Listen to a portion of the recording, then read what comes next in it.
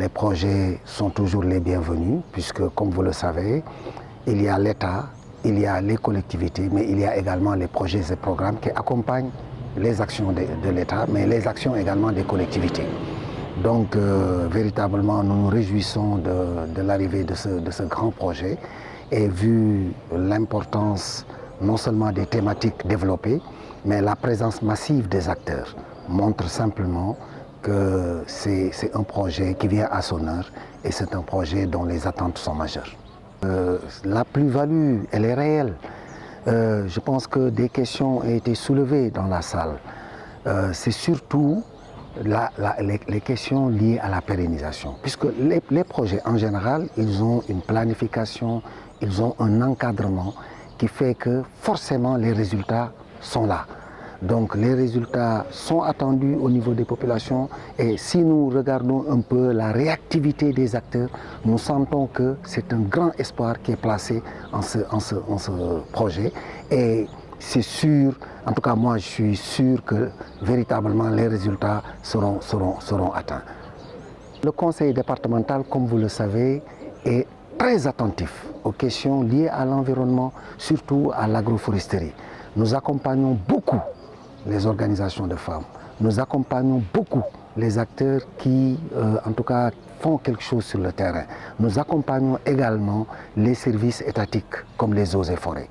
Il n'y a pas longtemps, nous avons, au terme d'un CDD, nous avons pris des engagements pour mettre encore en service, disons, le camion-citerne qui était longtemps resté en panne, donc pour lutter contre les feux de brousse.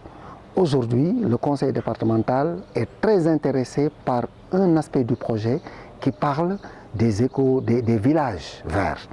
Le conseil départemental, en concert avec le département des Yvelines, travaille sur un projet similaire qui s'appelle Établissement Vert. Donc aujourd'hui, nous pensons que si nous conjuguons nos efforts avec le projet, véritablement nous pourrons faire des bonds dans le cadre de la déforestation, dans le cadre du reboisement, pour que notre département retrouve le rayonnement attendu.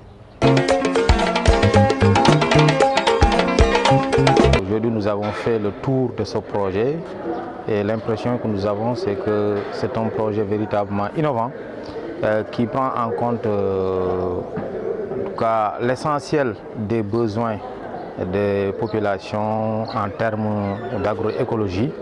Et ce qui est aussi important dans ce projet, on sent véritablement l'inclusion, mais aussi la participation des populations dans, en tout cas, la réflexion entre guillemets. Mais c'est normal parce que, en tout cas, la mise en œuvre a été faite par, en tout cas, des regroupements, des associations de producteurs qui, en tout cas, prennent en compte véritablement le besoin actuel au niveau de la zone d'intervention. Comme nous l'avons dit tout à l'heure, je pense que ce soit l'administration territoriale que nous représentons, mais aussi les services techniques qui sont au niveau local, nous avons l'obligation d'accompagner en tout cas ce projet. Et nous sommes engagés véritablement à les accompagner dans le cadre de mise en place en tout cas, de comités au niveau local pour l'accompagnement avec l'ensemble des services techniques, mais aussi dans l'encadrement et l'orientation et leur faciliter aussi en tout cas, les relations avec d'autres acteurs, mais aussi en tout cas cette relation aussi qui devait être tissée entre aussi les bénéficiaires et la collectivité territoriale, de même que les services techniques au niveau de la zone.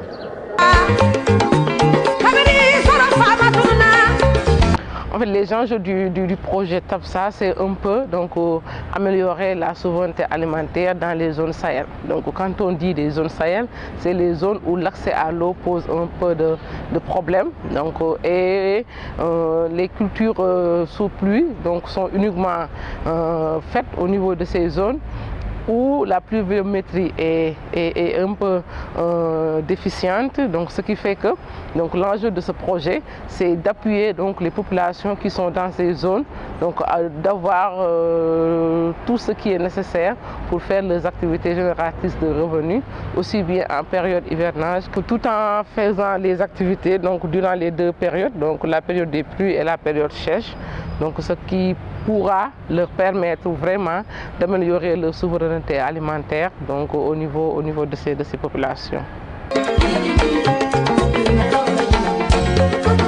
C'est un sentiment de satisfaction qui m'anime actuellement à l'issue de cet atelier de lancement du projet Transition vers une agroécologie pour la souveraineté alimentaire, un projet développé par la Fédération des ONG du Sénégal et qui vient en appui à l'État du Sénégal dans le cadre de sa mission d'atteinte de la souveraineté alimentaire. Comme vous avez pu le constater, et lors du dernier remaniement ministériel, le ministère de l'Agriculture a changé de vocable pour intégrer la souveraineté alimentaire, maintenant qui est élevée à un rang assez important, tout comme le ministère de l'Environnement aussi qui a intégré le vocable transition écologique.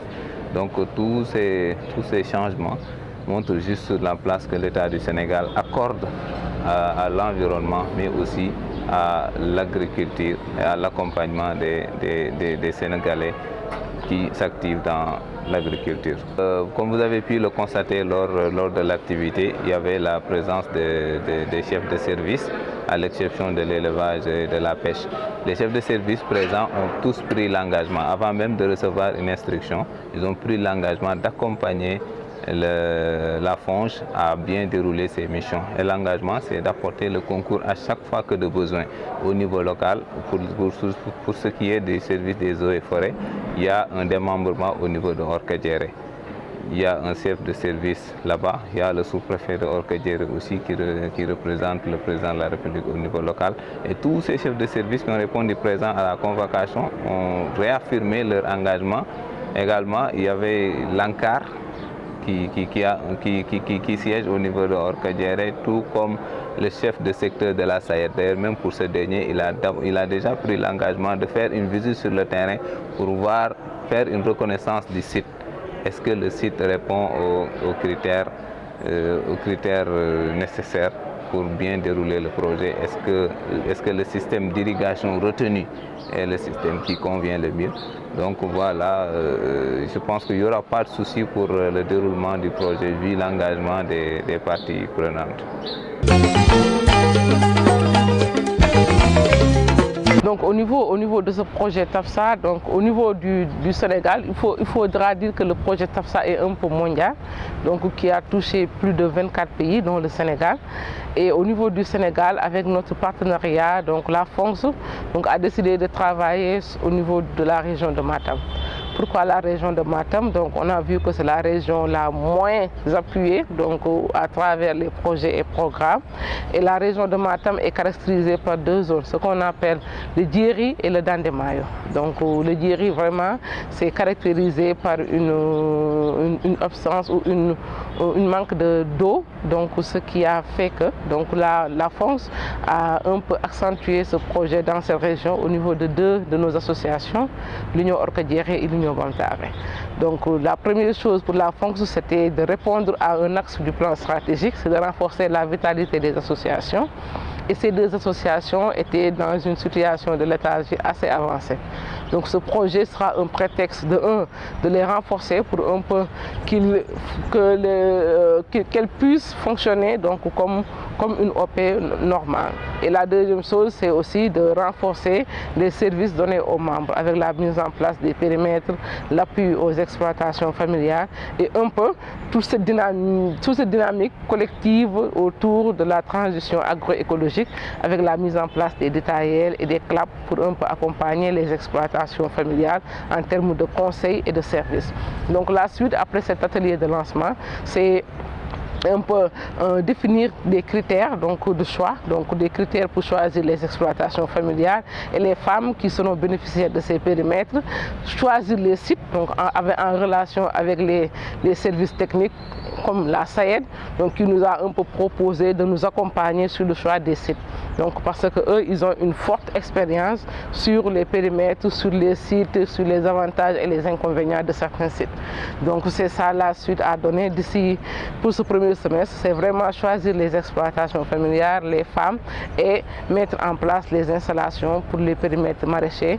Donc deux périmètres maraîchers, donc un dans le département de Kanel avec Union Orkadiéré, un autre dans le département de Matam avec Union Bamtare. Donc ce qu'il faut ajouter ici, donc La chose innovatrice donc, de ce projet, c'est cette dynamique collective et participative.